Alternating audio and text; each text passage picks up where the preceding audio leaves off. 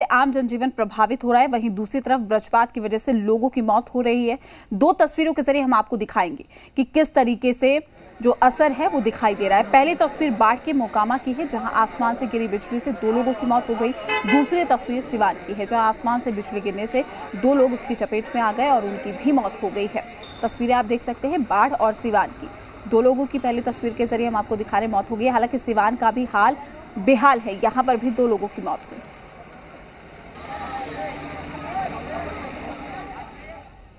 बाढ़ में आसमान से गिरी बिजली 2 लोगों के लिए मौत बनकर आई। मामला मोकामा थाना क्षेत्र के मेकड़ा गांव के 2 लोग बारिश के दौरान मवेशी का चारा लेने के लिए गंगा नदी के पार जाने के लिए नाव पर सवार हुए।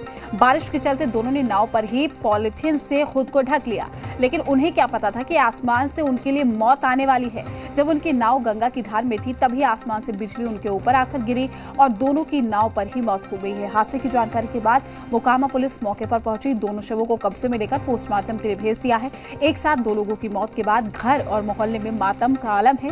हर चेहरा गमगीन है।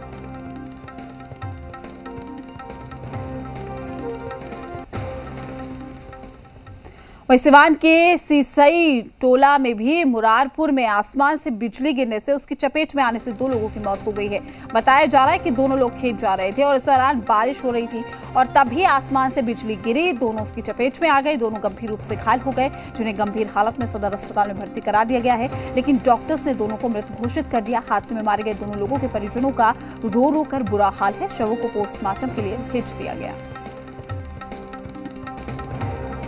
ऊपर से बिजली गिरा। हाँ, जैसे कि आसमानी बिजली खेत में थे वो। कौन से खेत में? कहाँ पे? सीसई टोला मुरारपुर। तो अस्पताल लेके आए, डॉक्टर ने क्या बोला? नहीं है।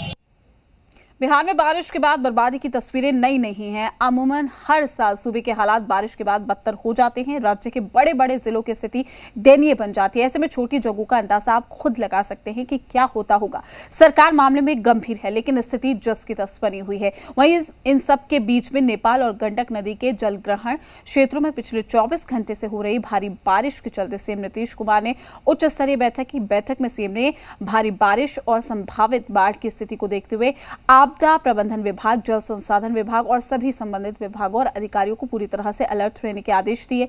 सीएम ने तटबंधों के पास रहने वाले लोगों के बीच में माइकिंग से प्रचार प्रसार करने के आदेश दिए। बैठक में जल संसाधन मंत्री, मुख्यमंत्री के प्रधान सचिव और साथ ही मुख्यमंत्री के विशेष कार्य पदाधिकारी मौजूद थे। मुख्य सचिव, अपर मुख्य सचिव, आपदा प्रबंधन, जल संसाधन विभाग के सचिव, पूर्वी चंपारण, पश्चिम चंपारण, गोपालगंज के जिलाधिकारी वीडियो कॉन्फ्रेंसिंग के जरिए बैठक से जुड़े।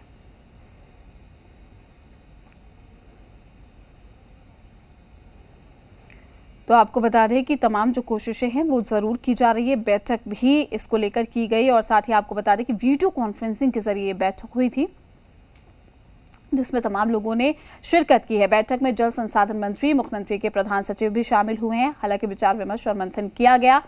सीएम नीतीश कुमार ने यह बैठक ली। बैठक की अध्यक्षता की। सीएम ने तटबंधों के पास रहने वाले लोगों के बीच में माइकिंग से प्रचार प्रसार करने का आदेश भी दिया।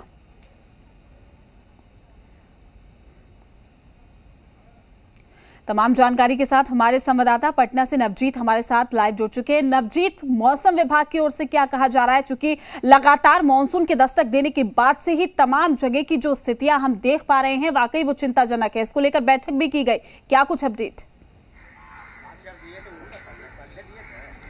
देखिए, बिल्कुल जो राज्य सरकार है वो मुख्यमंत्री नीतीश कुमार खुद हैं, वो सारी चीज़ों की मॉनिटरिंग कर रहे हैं। चूँकि मौसम विभाग ने स्पष्ट तौर पे कहा है कि जो अगले जो 48 घंटे होंगे, यानी कल से 48 घंटे, यानी अभी से 36 घंटे जो घंटे हैं आने वाले, वो बिहार के लिए काफ़ी महत्वपूर्ण है। चूँकि मानसून बिहार में एक तरीके से देखा जाए तो पूरे तौर पे फैल चुका है और उसकी वजह से जो आसमान में बादल हैं, बारिश हो रही है, कहीं तेज़ बारिश तो कहीं हल्की बारिश होती है, वज्रपात की भी घटना होती है। ऐसे में 11 लोगों की मौत हो चुकी है।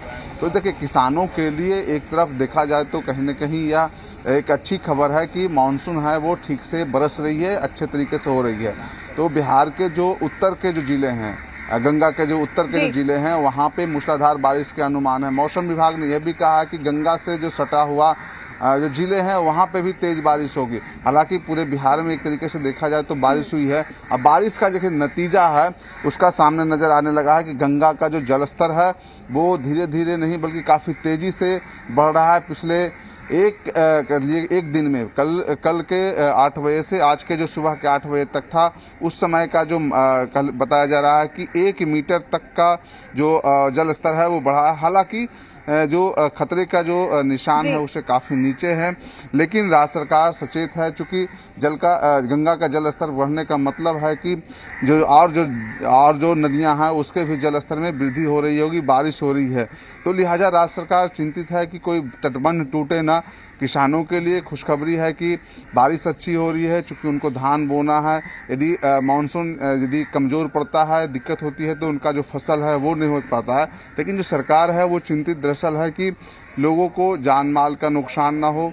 खास करके जब बारिश हो तो वज्रपात की जो घटना होती है वैसे वक्त के लिए अलर्ट जारी किया जाता है। आपदा प्रबंधन विभाग भी अलर्ट जारी किया है। लोगों से अपील किया जाता है कि वो खुले आसमान में ना निकले, क्योंकि पिछले कुछ दिनों से जो बातें आ रही है, कुछ सालों में देखने को ये मिल रही है कि जो वज्रपात से काफ़ी मौत हो रही है।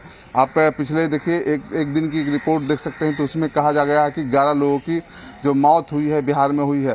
तो एक तरीके से देखा जाए तो पिछले कई सालों से इस तरह की घटना बढ़ी है कि वज्रपात से लोगों के यहाँ पे मौत हो रही है। उसकी वजह साफ है कि अचानक बारिश हो जाती है। यह घटना पिछले 8-10 साल पहले वाली इस तरह की घटना नहीं देखने को मिलती थी, लेकिन अब है वो इस तरह की घटना हो रही है कि वज्रपात से मौत। नवजीत, लेकिन प्रशासन की तरफ से क्या कुछ कोशिश की गई है? विभाग देखिए, प्रशासन की ओर से यही कोशिश फिलहाल की गई है कि जो जितने सारे तटबंध हैं, जितने सारे नदियों के तटबंध हैं, उसको सुरक्षित रखा जाए। क्योंकि जल स्तर जब बढ़ेगा, नेपाल में बारिश होगी। देखने को आ रहा था कि बेतिया में भी काफी बारिश हुई है, जो नेपाल से नदी आती है। उसमें जब जल स्तर बढ़ता है तो कोसी पे खतरा मंडराता। तो ऐसे में फिलहाल राज्य सरकार की ओर से यही कहा गया है कि सारे जो तटबंध हैं, जितने सारे इंजीनियर हैं, यानी कि कोशिशें जारी है प्रशासन की ओर से वाकई। और जिस तरीके की स्थिति बन रही है, ऐसे में अब तमाम कोशिशें रंग लाती हुई नजर आनी चाहिए। फिलहाल के लिए नवजीत आपका शुक्रिया, तमाम अपडेट भी हम आपसे लेते रहेंगे। चलिए फिलहाल रुकते छोटे से ब्रेक के लिए, जल्द लौटेंगे।